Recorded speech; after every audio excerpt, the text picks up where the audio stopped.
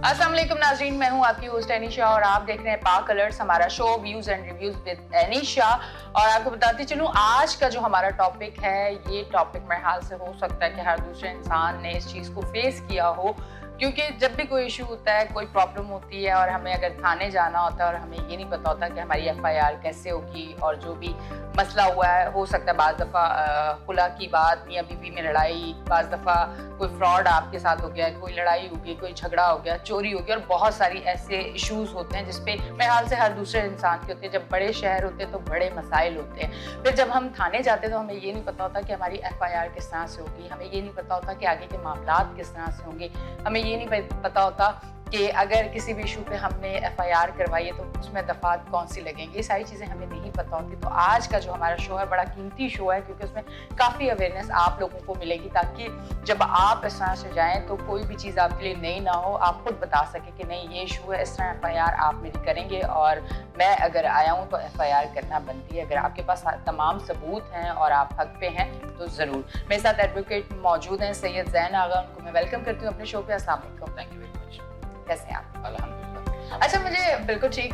ज़ैन, मुझे ये बताइएगा कि अमूमन कोई भी ऐसा इशू होता है, सबसे पहले तो मैं ये कहूँगी कि लोग पुलिस से भागते क्यों, कि नहीं थाने नहीं जाना और FIR नहीं करवानी, और हम ठीक है बस जो हो गए मामलात खुद हल कर लेंगे, पर हमने थाने नहीं जाना। इसकी क्या वजूहत है? सबसे पहले तो मैं आपका और आपकी टीम का शुक्रिया अदा करना चाहता हूँ कि आप लोगों ने हमें इस इशू पर इनवाइट किया है। और इसकी जो आपने बात की थी कि लोगों का थाने की तरफ ना जाने का जो रुझान है, असल में हमारे मुल्क के अंदर अलमिया ये है, बदकिस्मती ये है कि जो थाना कल्चर सिस्टम है, अब इसमें तो ये कि काफ़ी बेहतरी आ चुकी है। तो वो पुराने ज़माने का चल रहा होता है, लोगों के साथ इंसिडेंट्स होते हैं, इश्यूज़ होते हैं, मसले मसाइल होते हैं। वो अपनी मसले मसाइल और फरियाद लेकर जब थाने जाते हैं ना, तो थानों के अंदर इस तरह की क्वेश्चंस किए जाते हैं कि बंदा परेशान हो जाता है, बंदा हैरान हो जाता है कि यार मैं क्या करने आया था और क्या करके जा रहा हूँ। तो इसकी बेसिक वजह यही है कि थाने के अंदर जो कल्चर सिस्टम है, जो FIR जो हर इंसान का एक बुनियादी हक होता है, ठीक है।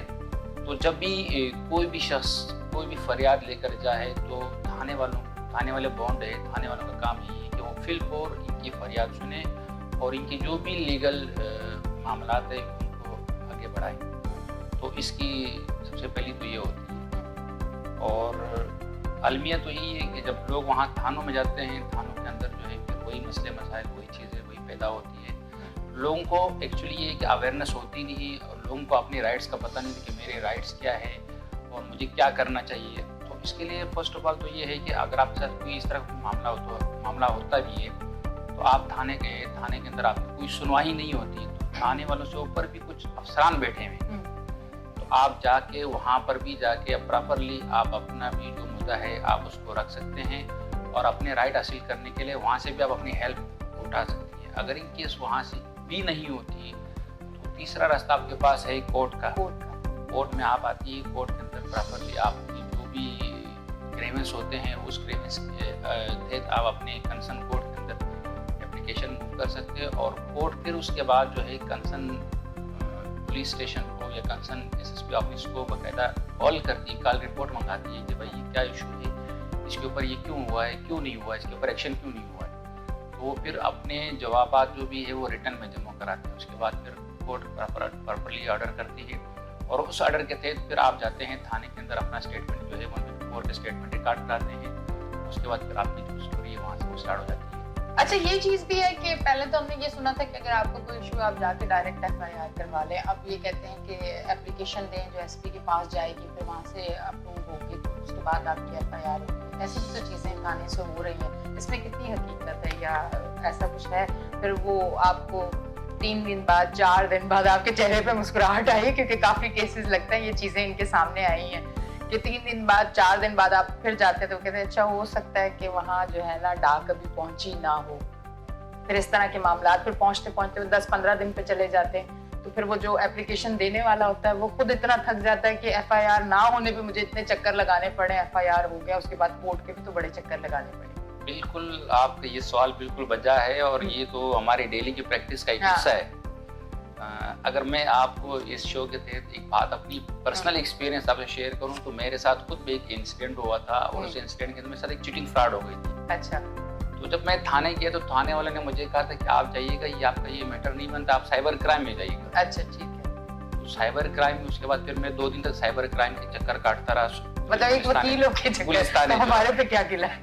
हाँ। तो जब मैं वहाँ गया तो फिर उन्होंने जो है मुझसे मेरा कंप्लेन रजिस्टर कर दिया। रजिस्टर करने के बाद उन्होंने मुझे एक नंबर दिया और उन्होंने कहा था मुझको कॉल करिए। ठीक। मेरे ख्याल से इस बात को 3 साल गुजर गए, अभी तक मुझे कोई कॉल वहाँ से नहीं आई। मैंने 2-4 दिन मजीद वेट किया। मजीद वेट करने के बाद फिर मेरे पास जो रेमेडी थी सेक्शन 22A 22B के तहत फिर मैंने जाके डिस्ट्रिक्ट कोर्ट के अंदर एप्लीकेशन मूव की। इस तरीके से मैं थाने गया था। थाने वालों ने ये कहा था कि आप वहाँ चले जाओ, ये हमारी जो रजिस्ट्रेशन नहीं बनती, अब ये उनकी जो रजिस्ट्रेशन बनती साइबर क्राइम वालों की। और फिर साइबर क्राइम में गया तो साइबर क्राइम वाले कह रहे कि हम आपको कॉल करते हैं। मेरे साथ एक इमीडिएटली एक इशू हुआ है, एक मसला हुआ है, मैं परेशान हूँ, मैं कहाँ जाऊँ। तो अल्लाह खुश रखे डिस्ट्रिक्ट जज साहब ने फिर वो केस जो है एडिशनल के पास ट्रांसफ़र कर दिया। तो एडिशनल ने जैसे ही मुझे देखा सुना, मतलब उसमें तो ये होता है कि नोटिस वगैरह होते हैं 7 डेज़ के अंदर अंदर आप जो है एसएसपी ने भी रिपोर्ट कॉल करनी है, उसने भी रिपोर्ट देनी है, थाने ने भी। तो जब उन्होंने देखा तो उन्होंने एकदम ऑन द स्पॉट जो है ऑर्डर पास कर दी कि भाई इनकी फुल कोर्ट जो है स्टेटमेंट रिकॉर्ड की जाए और जाके जो है इनकी FIR लॉन्च की जाए। तो जब मैं वो ऑर्डर लेकर थाने गया तो जो ड्यूटी अफसर था उन्होंने मुझे कहा था कि आप एप्लीकेशन दे दे, हम अपने आला अफसरान से पूछ के। अच्छा, उसके बाद भी? जी, आप एप्लीकेशन दे दे, हम अपने आला अफसरान से पूछ के फिर आपकी FIR जो भी है वो लॉन्च कर लेते हैं। तो फिर मैंने उनको लेटर निकाल के दे दिया डिस्ट्रिक्ट कोर्ट को। मैंने कहा ये बताइएगा कि डिस्ट्रिक्ट कोर्ट बड़ी चीज़ है या आपकी जो है आला अफसरान। तो उन्होंने जब वो देखा फिर गए SHO के पास। अच्छा, मैं SHO के पास जा रहा हूँ, वहाँ गए और 2 मिनट के बाद वापस आए, बोला भाई आपकी FIR जो मैं लॉन्च कर लेते हैं। तो ये चीज़ आमूमन होती है, हालांकि होना ये नहीं चाहिए। होना ये चाहिए था कि मैं आया, मेरे साथ एक इंसिडेंट हुआ, ये जो रिस्ट्रिक्शन थी ये अधूता मेरा बयान लेते और मेरी उसी टाइम FIR करते। होना भी यही चाहिए। FIR जो है ये फाइनल चीज नहीं है। FIR first information report. उसके बाद जब FIR कटती है तो ये अपने कंसर्न डिपार्टमेंट में जाती है, इन्वेस्टिगेशन डिपार्टमेंट में। आयोग फिर प्रॉपरली इसमें इन्वेस्टिगेशन करते हैं कि आया ये FIR बनती भी है या नहीं बनती है। उसके फिर अपने मामला होते हैं, अगर नहीं बनती है तो उसको C क्लास में कर लेते हैं। अगर इन केस मैं कोई किसी के खिलाफ कोई गलत FIR कटवाता हूँ तो आयोग पावर्ड है कि आयोग जो है सेक्शन B क्लास चालान को B क्लास में जो है क्या नाम अपने मजिस्ट्रेट के सामने पेश करते हैं और उल्टा जो है मेरा अगेंस्ट कार्रवाई हो सकती है उसमें। अच्छा। अगर इन केस उसके अंदर कोई मुलजिम नहीं मिल रहा है या मुलजिम तक रसाई नहीं हो रही तो उसको फिर A क्लास में जो है सबमिट कर सकते हैं। तो ये होती है प्रोसीजर। लेकिन ये अनफॉर्चुनेटली हमारे यहाँ सिस्टम जो है वो इस तरीके से है कि बस आप जब तक या तो आपके ताल्लुकात होंगे या आपके दूसरे ज़राए होंगे तो आपके काम होंगे, अदरवाइज। अच्छा, मुझे बताइएगा कि इतना क्राइम जब होता है और उसकी कंप्लेन नहीं जाती और वो रजिस्टर्ड नहीं होता तो फिर किस तरह से पता चलेगा कि इतना क्राइम हो रहा है, उस पर काबू किस तरह से पाना है, सब चीज़ें फोर्सेस हर एक चीज़ किस तरह से एक्टिव होगी जब रजिस्टर्ड ही नहीं होगी कि इतना क्राइम हो रहा है, इतने मामला हो रहे हैं। ये तो फिर बात ये है ना कि बेहतरी किस तरह से आए। असल में सबसे पहली बात तो ये है कि जब लोगों के साथ मतलब क्राइम्स होते हैं, क्राइम्स के फौरन बाद लोग जाते हैं थानों के अंदर, वही रोना, वही धोना, वही चीज़ें, वही मामला, वही। अभी रिसेंटली मेरे 2-3 ऐसे क्लाइंट हैं जिनके साथ मोबाइल स्नैचिंग वगैरह हुई। तो वो थाने जाते हैं तो वो कहते हैं कि जी आप बैठ जाओ, ड्यूटी अफसर नहीं आए। अच्छा। आप बैठ जाओ जी, SHO साहब राउंड पे, आप बैठ जाइएगा जी, वो वहाँ गए हुए।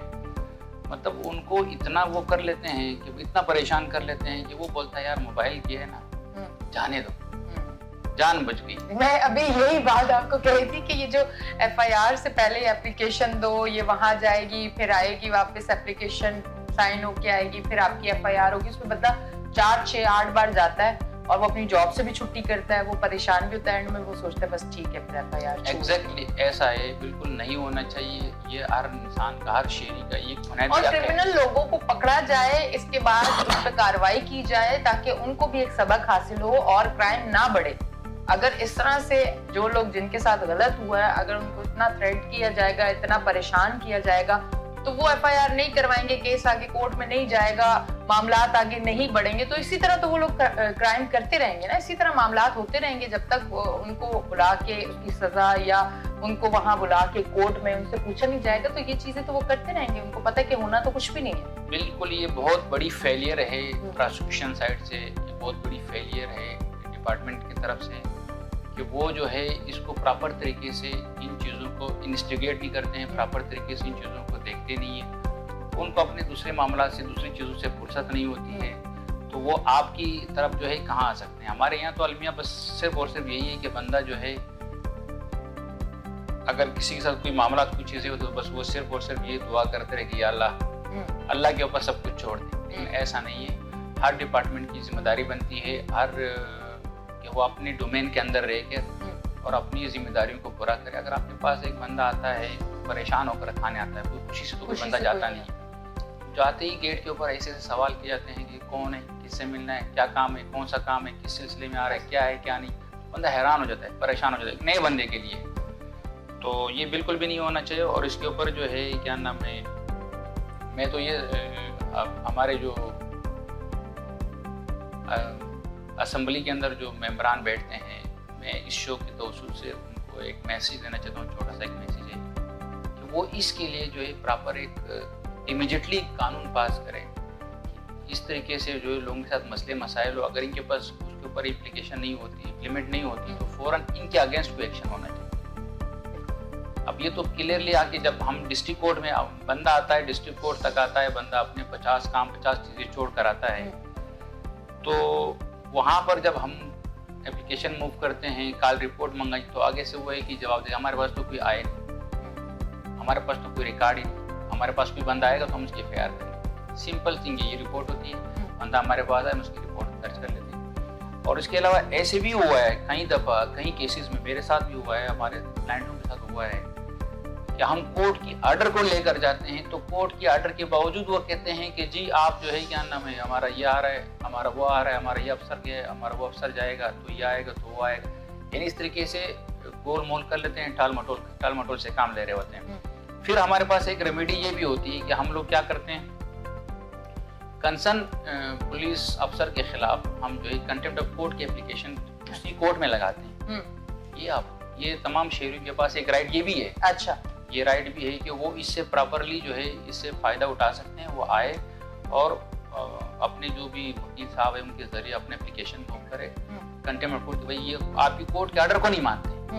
हमने कई दफ़ा अभी रिसेंटली 2 इस तरीके से हमने ऑर्डर करवाए हैं, वहाँ SHO साहब को इन पर्सन कॉल करके बुलाया है और वो आया और अलॉन्ग जो रजिस्टर्ड होती है पुलिस की, और कई दफ़ा तो हम लोगों ने कोर्ट के अंदर बैठ के इसकी एफआईआर कटवाई। अलमिया तो ये, लेकिन ये कि वो अपने काम, जो इनकी ड्यूटी है, जो इनके काम है, वो नहीं कर रहे होते हैं।